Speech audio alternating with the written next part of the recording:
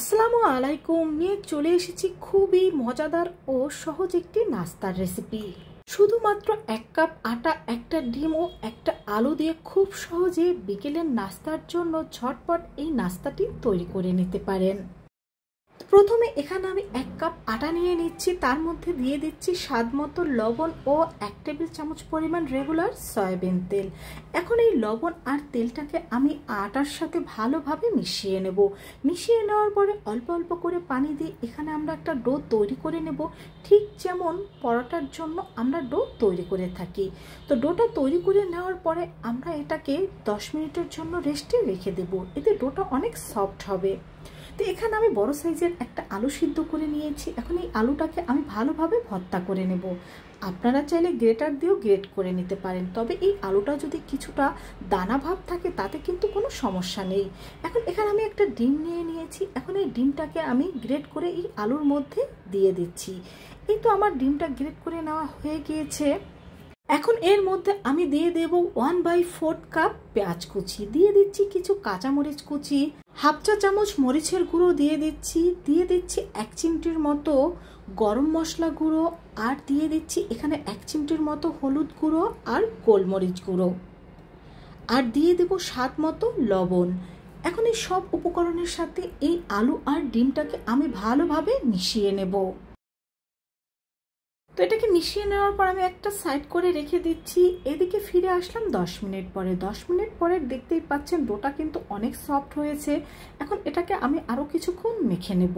আর এখানে এই সম্পূর্ণ ডো দিয়ে কিন্তু আমি একটা রুটি তৈরি করে নেব। এই তো সম্পূর্ণ ডো দিয়ে এখানে আমি রুটিটা তৈরি করে নিচ্ছি। এখানে কিন্তু বেশ বড় সাইজের একটা রুটি তৈরি করে নিতে হবে। আপনারা চাইলে এখানে 2টো লেচি কেটে এটা দিয়ে 2টো রুটি তৈরি করে নিতে পারেন। এই তো দেখুন আমার রুটিটা কিন্তু তৈরি হয়ে গিয়েছে, আর রুটিটা কিন্তু বেশ বড় হয়েছে। আর রুটিটা কিন্তু বেশি মোটা করে তৈরি করা যাবে না, যতটুকু সম্ভব পাতলা করে এই রুটিটা তৈরি করে নেওয়ার চেষ্টা করবেন। এখন ডিম আলুর সেই পুরটা আমরা এই রুটির উপরে দিয়ে দেবো, আর ভালোভাবে কিন্তু আমি রুটির উপরে দিয়ে দিয়েছি। এখন এই রুটিটাকে আমি ঠিক এইভাবে করে রোলের মতো পেঁচিয়ে নেব। তো এটাকে হাত দিয়ে ভালোভাবে এইভাবে করে আমি রোলিং করে নিচ্ছি। তারপরে এর প্রথম অংশটুকু আমি এইভাবে করে কেটে বাদ দিয়ে দেব। এখন একটা ছুরির সাহায্যে এটাকে আমি পিস পিস করে কেটে নেব।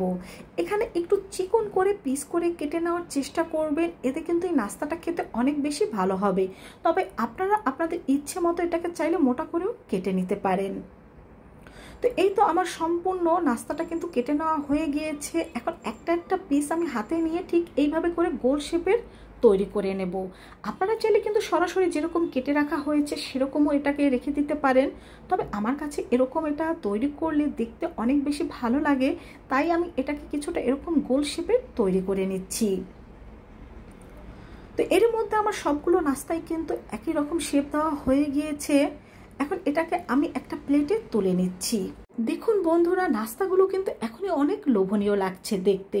এখানে আমি হাফ কাপ পরিমাণ আটা নিয়ে নিচ্ছি, তার মধ্যে দিয়ে দিচ্ছি সামান্য চিলি ফ্লেক্স, দিয়ে দিচ্ছি স্বাদ মতো লবণ। এখন এখানে পানি দিয়ে আমি একটা ব্যাটার তৈরি করে নেব। এই ব্যাটারটা কিন্তু একেবারে বেশি ঘন বা একেবারে বেশি পাতলা করে তৈরি করা যাবে না, মিডিয়াম থিকনেসের একটা ব্যাটার এখানে আমরা তৈরি করে নেব। এই তো আমার ব্যাটারটা তৈরি দেখেই বুঝতে পারছেন কীরকমভাবে তৈরি করে নিয়েছি। এখন চুলায় একটি প্যানে আমি তেল গরম দিয়ে দিয়েছি। এখন এই ব্যাটারের মধ্যে একটা একটা নাস্তা আমি দিয়ে নাস্তার গায়ে ব্যাটারটা ভালোভাবে লাগিয়ে আমরা গরম তেলের মধ্যে এই নাস্তাগুলো ভেজে নেব। তো গরম তেলের মধ্যে আমি একটা একটা করে নাস্তা কিন্তু দিয়ে দিচ্ছি, আর চুলার হিট মিডিয়াম টু লো হিটে রেখে এই নাস্তাগুলোকে ভেজে নিতে হবে। এতে কিন্তু এই নাস্তাগুলো অনেক বেশি মুচমুচে হবে। তো এখন এই নাস্তাগুলোকে আমি উল্টে দিচ্ছি। তো বন্ধুরা, তোমরা কিন্তু দেখতেই পেলে নাস্তাগুলো তৈরি করা কিন্তু খুবই সহজ। যখনই তোমাদের ঝটপট নাস্তা তৈরি করতে ইচ্ছে করবে তোমরা কিন্তু এই নাস্তাটি তৈরি করে নিতে পারো। তো এরই মধ্যে আমার কিন্তু প্রথম ব্যাচ নাস্তাগুলো ভেজে নেওয়া হয়ে গিয়েছে, এগুলোকে আমি তুলে নিচ্ছি। সেই সাথে তো আমাদের সবগুলো নাস্তা কিন্তু ভেজে নেওয়া হয়ে গিয়েছে, দেখেই বুঝতে পারছো যে নাস্তাগুলো দেখতে কতটা লোভনীয় হয়েছে। আর বাসায় একবার হলো তৈরি করে দেখবে বাসার ছোট থেকে বড় প্রত্যেকে খুবই পছন্দ করবে। সবাই ভালো থেকো, আল্লাহ হাফেজ।